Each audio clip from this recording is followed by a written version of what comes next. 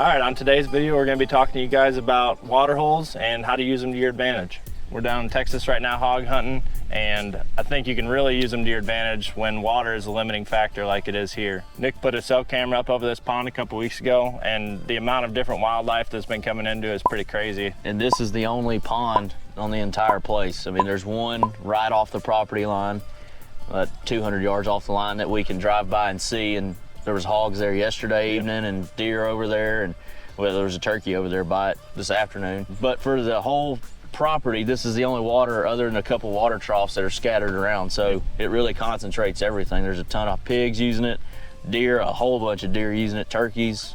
And spots like this are always a great spot to start. If you're hunting a new area, you can just walk the perimeter of a pond like this, or do what Nick did, run a trail camera over it. That kind of takes the guesswork out of it, but even just having that little bit of moisture in this super dry climate where the ground is super hard, it's kind of hard to read tracks most other places. But down in there where they're sinking into the mud, you can really tell what's going on as far as what animals are using it. And then, like I said, the trail camera can take all that guesswork out of it. You can learn more specifics on if they're coming there during the daylight or if it's at nighttime. And the cool thing about water holes like this is you can use them to your advantage for pretty much any species, especially where water's a limiting factor. I can think of examples of Greg in South Dakota using it, where he's got everything from whitetail to elk coming in there. Ted out in South Dakota hunting pronghorn. They found one of the only water sources around. It was on a piece of public, and they just sat on it because antelope were using it all throughout the day. They knew when they built that blind there, as long as they could stay concealed, it was just a matter of time before they got a shot at something. So, although it's been super hot here for the last 2 months, I mean, it's over 100 degrees every day. With this camera, we've got intel of deer and turkeys and pigs using this, not just, you know, late in the evening, at night, or early in the morning. We've got them all throughout the day. I mean, they're just as hot as we are out here, so they got to come get water just as much as we need water, pretty much. So, and I think pretty much everywhere we go, whenever we're looking at the map, that's what we're starting with is water. But the nice thing about a water hole like this is it's putting the animals usually within bow range, as long as this water source is small enough. It's just a good way to get animals right in front of you in a specific location, as compared to maybe a lake, a river, something like that, where they can just kind of go wherever they want. In this situation, you know that the animals are going to be within 40, 50 yards of this spot. They're going to be down in here. Hopefully the hogs are going to be in here rooting around this afternoon. And the easiest way to find that is just go into Onyx and click on that topo layer. Makes everything kind of just white, and just look for the blue spots on the map. That's the easiest way to find it. And then you can switch over to different layers, and that's when you can maybe dive into it deeper if there's several different water sources where you can find stuff that's closer to cover, because not all water holes are created equal.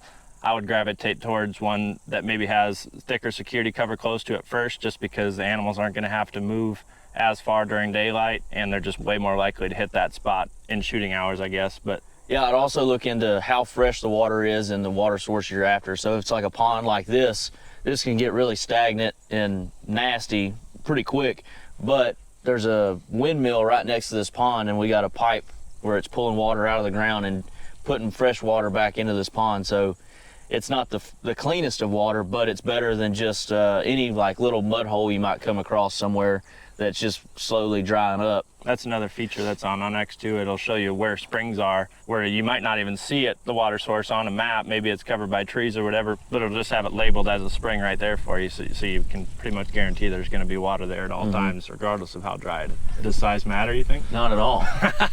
No, I think size does matter. If you can pick a water hole where you can pretty much always shoot across it with archery equipment, if it's too big, you risk the animals just coming down and getting a drink on the opposite side and never getting a shot at them. They might just be coming down and get a drink and then heading back the other way. So I think if you can pick a spot where you can always shoot across, that's another good advantage to have. And in situations like this where it's super hot, real dry, and there's not much water around, you know, they're going all day without having water. Once they get down here to the water for at least a little bit, they're pretty preoccupied and not really paying attention to what's going on around them. So it gives you an opportunity, especially if you have to try to make some sort of move. So we were to set up over here and something comes over to that side. Yeah, you just did that a couple weeks ago. You were set up by those trees, you said, and they come down here, started moving around. I was set up under those oak trees back behind us, and the pigs came in from over here and started watering down here, so I had to get up and move to be able to get a shot at them as they were leaving. So,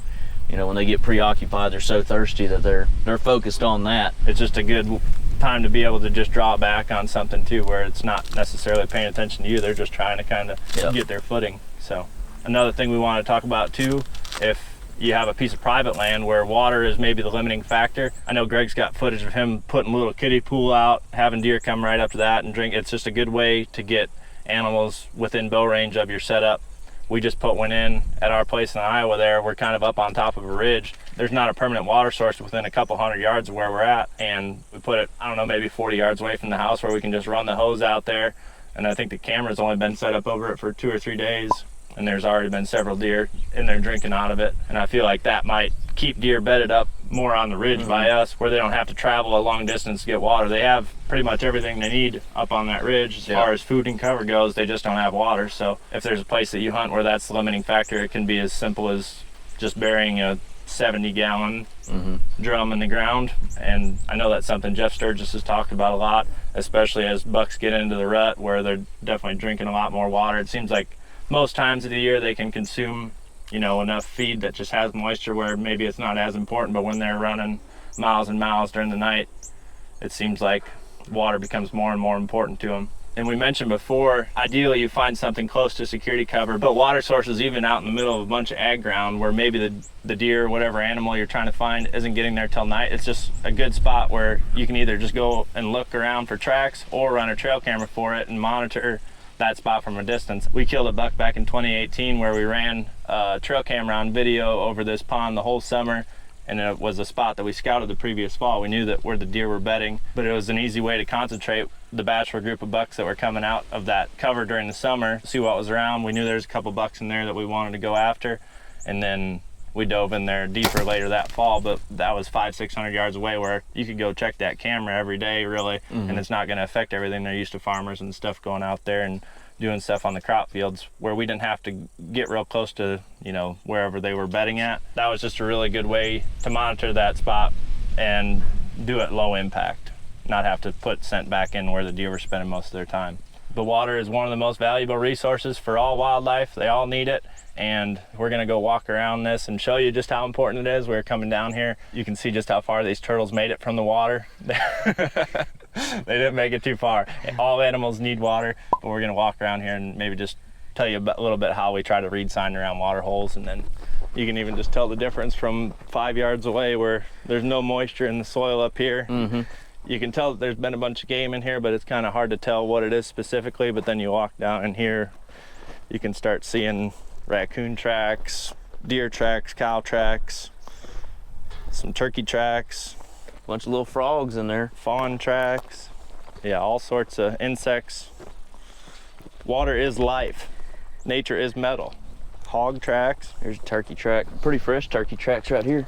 Yeah, that's what you're kind of looking for, especially in turkey tracks where you can kind of still see the little dimples or whatever they're called on the bottom of their feet. Yeah, you can like see that. those ridges in there in the toe. So this is where Nick's been running the camera. The cows just came in here and knocked it off a day or two ago, but it's been in here for a couple weeks. We can just flash up on the screen, I guess, all the different animal species that have been in here using this little water hole. And then we're gonna go over here and Nick's gonna talk about the hunt he had a couple weeks ago when he was in here. Yeah, so a couple weeks ago, I come down here to put these cameras out and figured out that this is the only water we had on the property right now. So I just came in a lawn chair and just sat right here next to one of these trees, which I'm probably 50 yards off the water, and got kind of a little screen of these mesquites right here that were kind of shielding me. And I had a bunch of pigs come in on the opposite side of the water hole, and they all got down there and started wallering around. So I just picked up out of my chair with my bow and my tripod, and as they were leaving, just started making a move on them using these mesquites to kind of screen myself, and went to kind of cut them off, and they beat me to where I wanted to get. So I almost got run over by one of them. I shot one at 10 yards. But I think that kind of proves like the point we're talking about, them being preoccupied, where, I mean, they were out of bow range, but you're able to just pick up with all your camera equipment and walk down there and still kill a couple hogs. So. Yep. So this big clump of oak trees, kind of like a little oak mott, is the only real good shade around this pond. So I wanted to stay in the shade and also stay hidden, but it's on like the southeast side of this pond, so you got a predominant south wind here. I had a pretty good idea that the pigs were going to come from the north where a big draw is at, and they were just going to come down to the water from that direction. So I knew this would afford me the opportunity not be smelled and stay in the shade and stay covered up. So it's kind of what I was looking for when trying to find a good spot to hunt around this water hole. But that's going to be it for this video. If you guys like these short little tip videos, be sure to check out the deer school. We have a daily needs section on the deer school where we dive into this stuff a little deeper. So be sure to check out the deer school, and thanks for watching. We'll see you in the next one. Let's hunt.